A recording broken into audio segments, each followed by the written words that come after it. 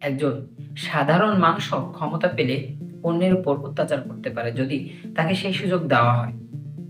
একবার একটি বিশ্ববিদ্যালয়ের একদল ছাত্রদের নিয়ে একটি পরীক্ষার আয়োজন করা হলো। পরীক্ষাটির উদ্দেশ্য ছিল পরিবেশ এবং ক্ষমতা মানুষের আচরণকে কতটা বদলাতে পারে। এই পরীক্ষায় ২৪ জন ছাত্রকে দুই দলে ভাগ করা হলো। একদল হলো কারারক্ষী, আরেক দল বন্দী।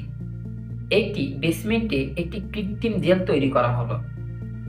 শুরুতে সবাই মজা করছিল। কারারক্ষীরা হেসে বলছিল, আমরা তো মজা করব।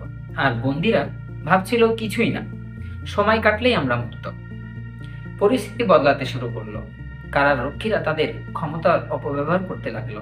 তারা বন্দীদের বলল, তোমরা এখন থেকে আমাদের কথা শুনবে, নয়তো শাস্তি হবে। বন্দীদের ঘুমোতে দেওয়া হলো না। তাদের জোর করে অদ্ভুত কাজ করানো হলো, যেমন মেঝে পরিষ্কার করা বা অকারণে লাইনে দাঁড় করিয়ে রাখা। কারারক্ষীরা মজা পেতে শুরু করলো। একজন বন্দী প্রতিবাদ করলো, এটা ঠিক নয়, আমাদের সঙ্গে এমন করা যাবে না। এখন কারারক্ষীরা তাকে একটি ঘরে আটকে রাখলো। বন্দীদের অবস্থা এতটাই খারাপ হলো যে কয়েকজন মানসিকভাবে ভেঙে পড়লো। তারা কাঁদতে শুরু করলো। আর অনেকে বলল, আমরা আর পারছি না, আমাদের মুক্তি দাও।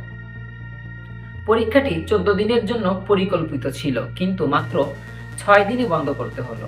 কারণ কারারক্ষীরা এতটাই নিষ্ঠুর হয়ে উঠেছিল যে গবেষকরা বললেন এটি আর চালানো সম্ভব নয়।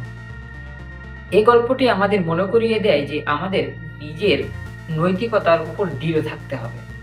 পরিবেশ এবং ক্ষমতা মানুষের আচরণকে গভীরভাবে প্রভাবিত করতে পারে। একজন সাধারণ মানুষ ক্ষমতা পেলে অন্যের উপর অত্যাচার করতে পারে যদি তাকে সেই সুযোগ দেওয়া হয়।